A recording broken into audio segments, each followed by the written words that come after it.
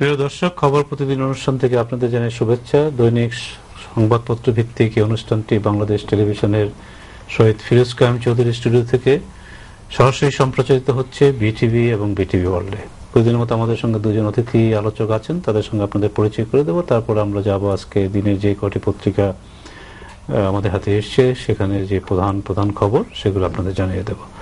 আমাদের সঙ্গে আছেন Mohammad Arafat, independent university of বাংলাদেশের শিক্ষক, এবং আমাদের সঙ্গে আছেন আশুতোষ সরকার, সিনিয়র রিপোর্টার, দি ডেইলি স্টার।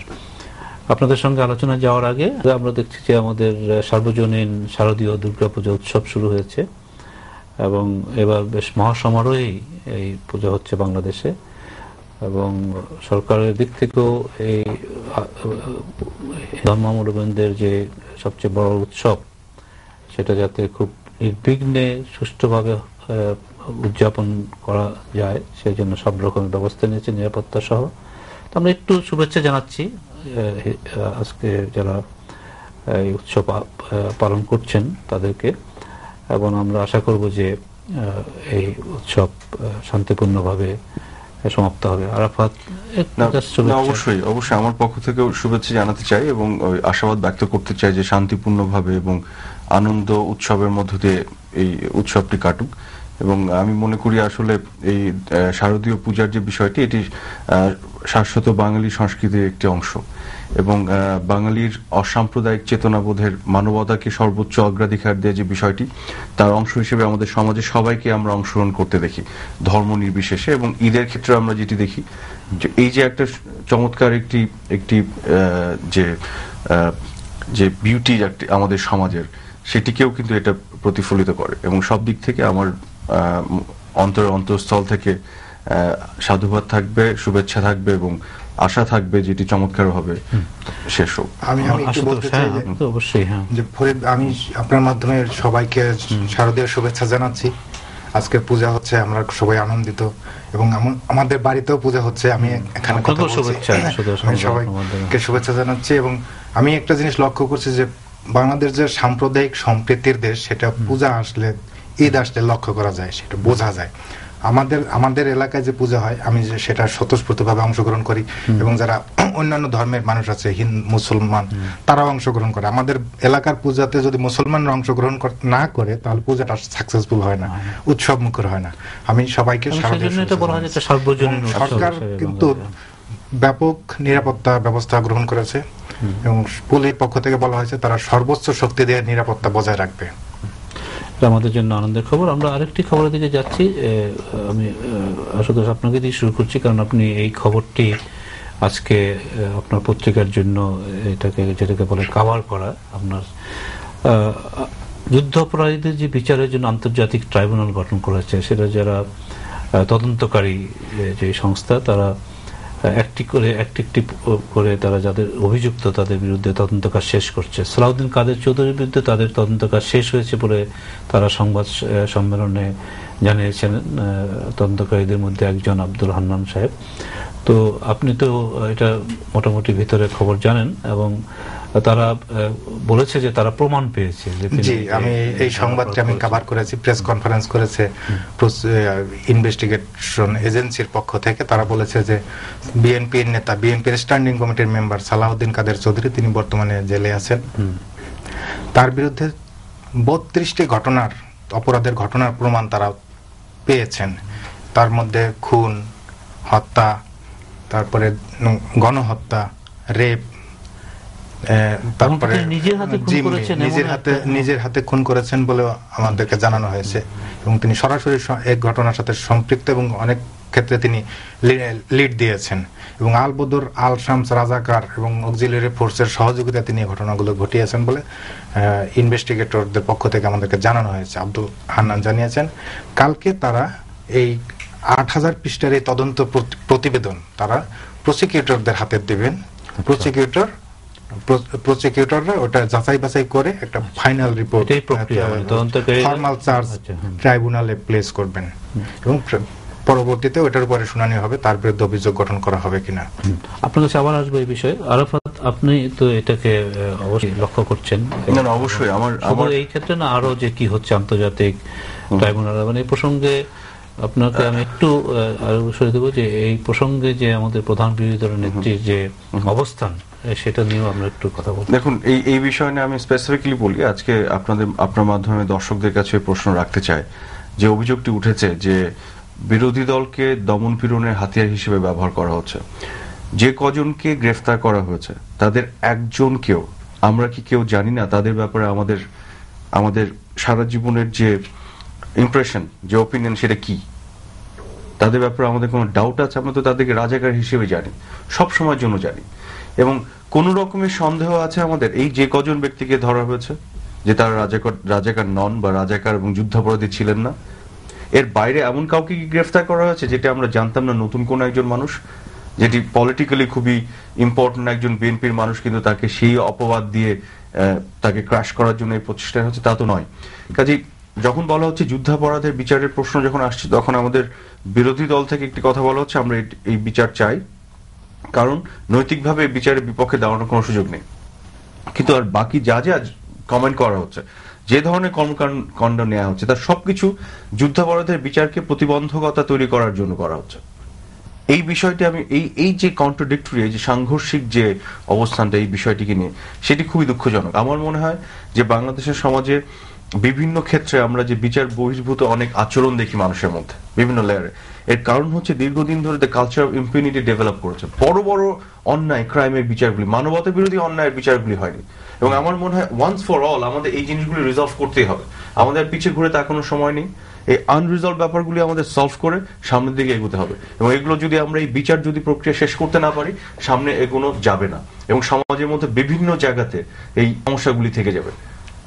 এবং ন্যায় বিচারের স্বার্থে আমি একটু বলি, আপনি তো বললেন যে সবাই জানি, আমাদের কোনো ডাউট নেই যে তারা যুদ্ধাপরাধের সাথে জড়িত, কিন্তু এটা তো আইনগত প্রক্রিয়াতে সেটা প্রমাণ করতে হবে কোর্টে, আদালতের মাধ্যমে। না, আমি অ্যাবসলিউটলি না, আমি যেটা বলছি যে আমরা যাদেরকে জানি, হাইপোথেটিক্যালি যদি বলি, যে যারা যুদ্ধাপরাধের সাথে সংশ্লিষ্ট, এই ব্যক্তিগুলোকেই তো বিচারের আওতায় নিয়ে আসা হচ্ছে। এই ব্যক্তিগুলোকে তো ফাঁসি দিয়ে দেওয়া হচ্ছে না, বিচার করে দেখা হচ্ছে, ইনভেস্টিগেশনের মাধ্যমে, প্রক্রিয়ার মাধ্যমে ফেলে তাদের ন্যায় বিচার দেয়া হচ্ছে।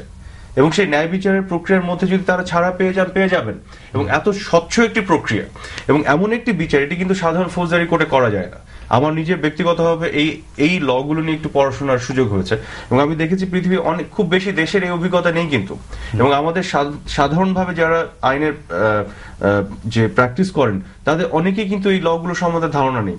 কাজে এটার প্রক্রিয়াটাও আলাদা, এটার আইনগুলো আলাদা, কিন্তু আমাদের সেই রকম একটি নতুন বিষয় এই সরকার হাতে নিয়ে, এবং গোটা বহির্বিশ্বে প্রচন্ড চাপ আছে। চাপ কিসে যে বিচার করা যাবে না তাদের না, চাপটা আছে স্বচ্ছ প্রক্রিয়ায় করতে হবে। কাজে সেখানে একটা অব্লিগেশন আছে স্বচ্ছ প্রক্রিয়াটাকে এনশিওর করে। নিঃসন্দেহে আমি আরেকটা জিনিস আমি আরেকটু বলতে চাচ্ছি যে আগামী আজকে সকালে কিন্তু দেলোয়ার হোসেন সাঈদীর বিরুদ্ধে যে ফরমাল চার্জ গঠন হবে কিনা, ট্রাইব্যুনাল চার্জ গঠন করবে কিনা, সেটার ব্যাপারে সিদ্ধান্ত দেবে। যদি চার্জ গঠন হয় তাহলে সাক্ষীরা আসবে, তাদেরকে ক্রস এক্সামিন করা হবে এবং বিচারটা আনুষ্ঠানিকভাবে শুরু হবে। সকালে যেটা হবে যে চার্জ গঠন হবে কি হবে না সেই সিদ্ধান্ত দেবে। চার্জ গঠনটা হবে না, কিন্তু চার্জ গঠন হতে পারে, আবার তাকে এক্সোনারেটও করতে পারে।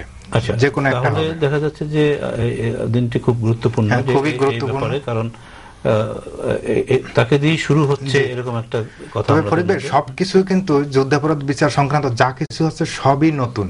সবার জন্য ট্রাইব্যুনাল গঠনটা নতুন, যারা জাজ তাদের জন্য বিচারটা করাটাও নতুন, এবং তারা যে একটা রুলস তৈরি করেছেন ওই ইন্টারন্যাশনাল ক্রাইমস ট্রাইব্যুনাল অ্যাক্ট 1973 অনুযায়ী, এটাও তাদের জন্য নতুন অভিজ্ঞতা।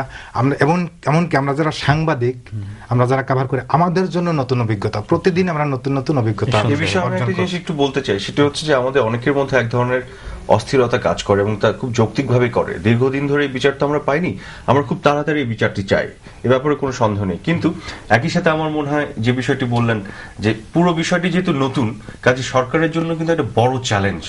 আন্তর্জাতিক মানদণ্ড মান বজায় রেখে, স্বচ্ছতা এনশিওর করে প্রক্রিয়াটি চালিয়ে যে সফলতার সাথে শেষ করা, এটা কিন্তু বিশাল চ্যালেঞ্জ। আমরা ধরে পাকড়ে এনে হুট করে ফেলতে পারবো না।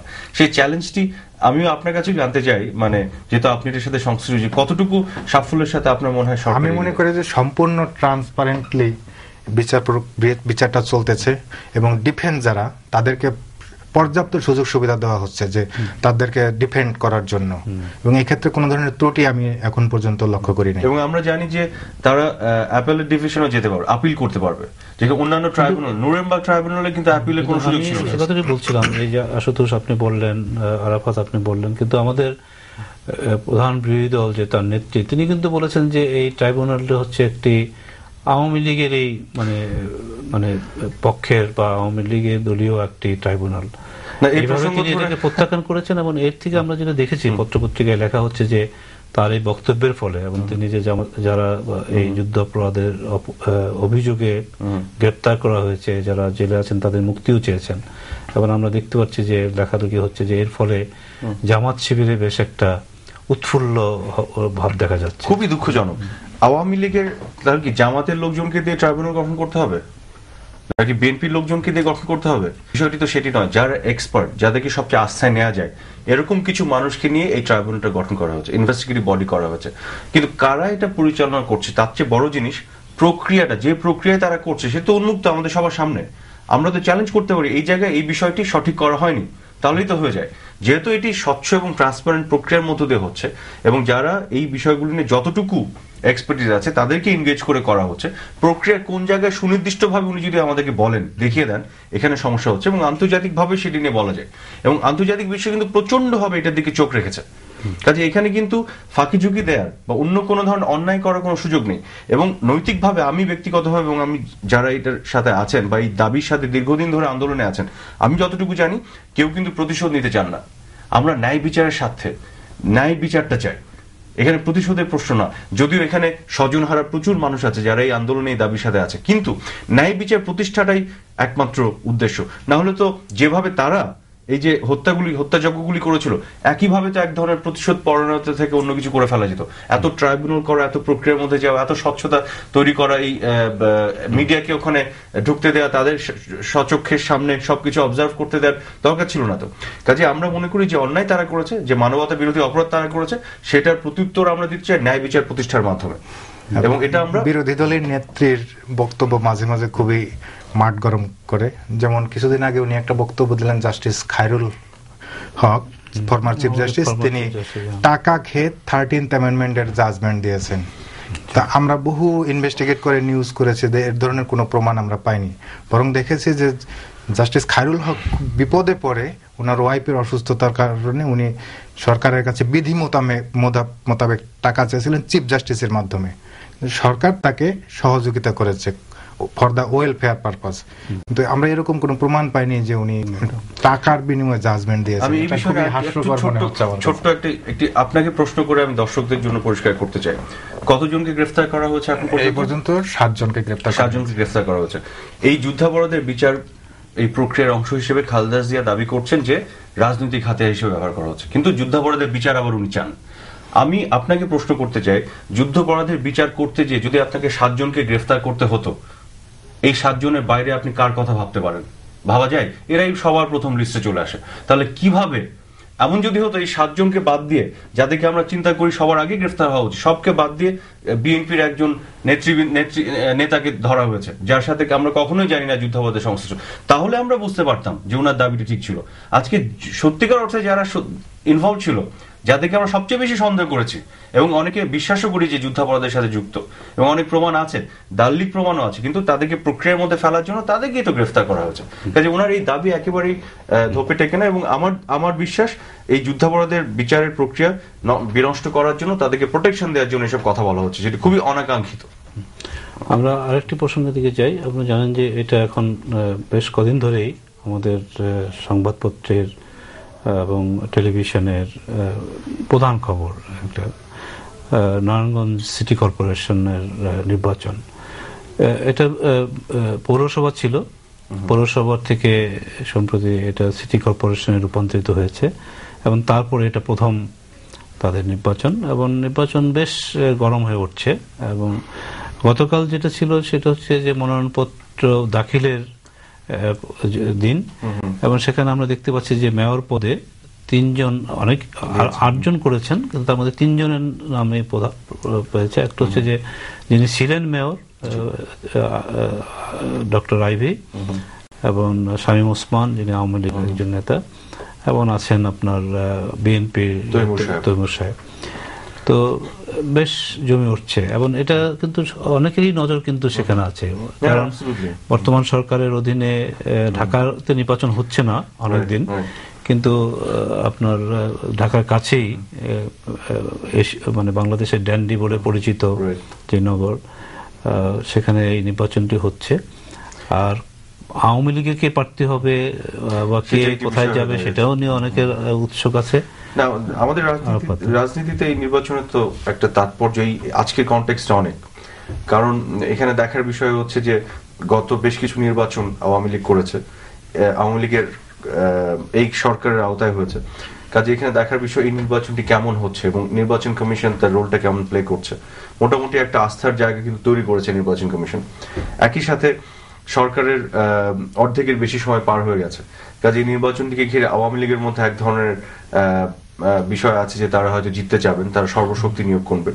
বিএনপির দিক থেকেও একই ধরনের আছে, এক ধরনের অগ্রাধিকার দিয়ে জেতার ব্যাপারে তাদের একটা সেই প্রচেষ্টার বিষয়টি আছে। তো সবকিছু নিয়ে আমাদের রাজনীতিতে যেহেতু গত অনেকদিন ধরে এরকম একটি নির্বাচন হয়নি, এই নির্বাচন কেন্দ্রিক একটি রাজনীতি হয়ে গেছে এবং এই জয় পরাজয়ের উপর অনেক কিছু নির্ভর করবে অ্যাপারেন্টলি মনে হচ্ছে। এদিকে আওয়ামী লীগের পক্ষ থেকে যেটি হচ্ছে দুটি ক্যান্ডিডেট কিনে তারা দুশ্চিন্তার মধ্যে দেখছি আর কি, সবকিছু নিয়ে এটা একটা খবর। আপনি বলছিলেন যে সংবাদপত্রের শিরোনাম হয়েছে, আমি মনে করি নির্বাচন শেষ হওয়া পর্যন্ত সংবাদপত্রের শিরোনাম থাকবে এই নারায়ণগঞ্জ সিটি কর্পোরেশন নির্বাচন, কারণ নারায়ণগঞ্জ একটা ইম্পর্টেন্ট এরিয়া ইন বাংলাদেশ। তো আমি মনে করি যে নির্বাচনটা সুষ্ঠুভাবে অনুষ্ঠান করাই হচ্ছে এই নির্বাচন কমিশন এবং সরকারের জন্য বড় চ্যালেঞ্জ। ফলাফল যাই হোক না কেন, আমরা খালি জাতি নির্বাচনমুখী, নির্বাচনটাকে উৎসব হিসেবে মনে করি আমরা। দেখা যায় গ্রামে একটা স্কুলের নির্বাচনের সময় কিন্তু ব্যাপক উৎসাহ উদ্দীপনা থাকে। আমি মনে করি এই নারায়ণগঞ্জ নির্বাচনেও একই রকম অবস্থা হবে। আমরা আরো বেশি দিন যাচ্ছি না, আর আপনি একটা বিষয় আলোচনা করতে চেয়েছিলেন যে এই যে আমাদের যে বৈদেশিক মুদ্রার ভান্ডার, এটা 10 বিলিয়নের নিচে নেমে গেছে, এটার কোনো তাৎপর্য আছে কি আপনি? অফকোর্স না, এটা নিয়ে আমি বলতে চাই, এটা নিয়ে এক ধরনের ডিসকাশন হচ্ছে যে এটা নেমে আসছে আমাদের ইকোনমিতে, হয়তো নেগেটিভ একটা ইন্ডিকেশন হিসেবে অনেকে ভাবছেন। বিষয়টি হচ্ছে এই সরকারের আমলেই কিন্তু এটি 10 বিলিয়নের সেই মার্ক ক্রস করে গেছিল। তো তারপরে যেটি হচ্ছে, এখন একটি বিষয় আমাদের দেখতে হবে যে গোটা বাংলাদেশ জুড়ে যে ডেভেলপমেন্টগুলি হচ্ছে, স্পেশালি পাওয়ার সেক্টরে, আপনি যে বিশাল বিশাল যন্ত্রপাতিগুলি ইম্পোর্ট করছি আমরা, এই যে বড় বড় প্রজেক্টগুলি হচ্ছে, বড় বড় ফ্লাইওভার এন্ড এলিভেটেড এক্সপ্রেসওয়ে, এগুলো যে বিশাল বিশাল ইকুইপমেন্টসগুলি করতে হচ্ছে, এগুলো প্রচুর দামের জিনিসপত্র, এগুলো তো ইম্পোর্ট করছি আমরা। ইম্পোর্ট তো আমরা ডলারেই করি, স্পেশালি বিদ্যুৎ সেক্টর, স্পেশালি যে বিশাল ইনভেস্টমেন্ট। তো আমরা এগুলো ইম্পোর্ট করতে যেটি হচ্ছে, ইম্পোর্টের পরিমাণ অনেক বেড়ে গেছে, বাড়ার ফলশ্রুতিতে ডলারের রিজার্ভ থেকেই তো ইভেন্চুয়ালি যাচ্ছে, যার কারণে একটা রিজার্ভের উপর চাপ পড়েছে। আমাদের এক্সপোর্ট কিন্তু বেড়েছে, এবং এক্সপোর্টের যে এই বাড়তি এক্সপোর্টের জন্য কিন্তু আমাদের রিজার্ভ আরো বেড়ে যাওয়ার কথা। কিন্তু যেটি হয়েছে, যে উন্নয়নগুলি আপনার গত 15 বছর হওয়ার কথা ছিল, সেই উন্নয়নগুলি এই ধরনের প্রকল্পগুলোতে বেশ বিনিয়োগ হচ্ছে, সরকারের দিক থেকে বিনিয়োগ করছে, এবং আমরা বোধহয় এই কারণে দেখছি যে সরকারি ব্যাংকগুলো কিন্তু এক ধরনের লিকুইডিটি ক্রাইসিসের মধ্যে, এটাও part of the reason is this. তারা এই ধরনের প্রকল্পগুলোতে তারা exactly part of the reason is this. অনেকে স্টক মার্কেটের কথা বলে, এটা কিন্তু একবারে ভুল কথা। মেইন রিজনটা হচ্ছে যে আমাদের বিনিয়োগ বেড়েছে, যে ইনভেস্টমেন্টগুলি গত 10 বছর হওয়া উচিত ছিল, যেগুলো হয়নি, আমরা একটা জরুরি অবস্থায় পড়েছিলাম। এই গভর্নমেন্ট খুব কুইকলি এটা উতরে যাওয়ার জন্য বিশাল বিশাল প্রজেক্ট অনেক বেশি নিয়ে ফেলেছে, যার ফলশ্রুতিতে কিন্তু এই বিনিয়োগ বাড়ার কারণে আপনার লিকুইডিটি ক্রাইসিসটা ক্রিয়েট হচ্ছে, ডলারের চাপটা পড়ছে, এবং ডলারের ডিমান্ডটা যেহেতু বাংলাদেশ মার্কেটে বাড়ছে, ইম্পোর্ট বাড়ার কারণে, যার কারণে ডলারের দামও কিন্তু বাড়ছে, বাংলাদেশের টাকার দাম কমে যাচ্ছে ডলারের এগেইনস্টে। এটা কিন্তু মূল কারণ হচ্ছে এটি। আমি মনে করি যে ইনভেস্ট যত হবে বাংলাদেশের উন্নয়নও তত হবে। আমরা উন্নয়নটাই চাই।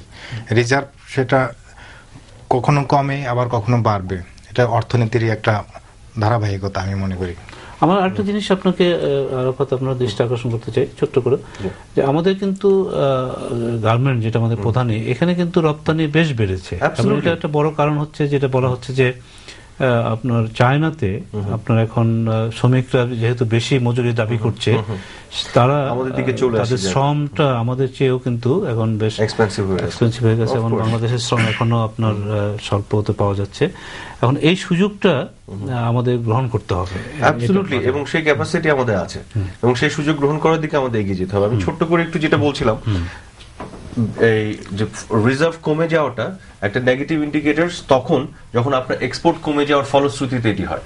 কিন্তু আমার এক্সপোর্টও বাড়ছে, বাট ইম্পোর্ট বাড়ছে কেন? আমি বড় বড় বিনিয়োগ করছি বলে, তার ফলশ্রুতিতে যখন রিজার্ভটা কমছে, এটা আমাদের জন্য প্রবলেম্যাটিক, বাট এটা একেবারে negative indication sign. It is rather positive in a sense, আমার বিনিয়োগ তো বাড়ছে। হ্যাঁ, এটা ঠিক যে একদিকে দেখুন আমাদের মূল্যস্ফীতি বাড়ছে, কিন্তু অন্যদিকে আমাদের আবার অর্থনীতির যে প্রবৃদ্ধি সেটাও কিন্তু 6-এর উপরে, আপনার 6% উপরে আছে। তো এগুলো মিলিয়ে অর্থনীতিতে এখন বোধহয় একটা বেশ বড় ধরনের সম্ভাবনা। অবশ্যই, তবে আমাদের বোধহয় খুব সতর্কতার সঙ্গে চলতে হবে। অবশ্যই। তবে এই হরতাল, রোড মার্চ, এই সমস্ত কর্মসূচি না থাকলে আমার মনে হয় যে এখন যেটা হচ্ছে রাজনৈতিক স্থিতিশীলতাটা কিভাবে থাকবে, আশুতোষ কি বলেছেন এবং আপনার কথাতে রাজনৈতিক স্থিতিশীলতা খুবই দরকার। সেই রাজনৈতিক ভাবে অস্থিতিশীল হলে এখনো একটা তৈরি হওয়ার সম্ভাবনা থাকবে। আরফাত, আপনাকে ধন্যবাদ। আশুতোষ, আপনাকে ধন্যবাদ আমাদের অনুষ্ঠানে এসে এই বিষয়গুলো নিয়ে আলোচনা করার জন্য। প্রিয় দর্শক, আগামীকাল এই সময়ে আমাদের অনুষ্ঠানটি দেখবেন সে আমন্ত্রণ জানিয়ে, এবং আজকে যে অনুষ্ঠান দেখলেন সেজন্য আপনাদের ধন্যবাদ জানিয়ে আজকের মতো এখানে বিদায় নিচ্ছি। ভালো থাকুন, সুস্থ থাকুন।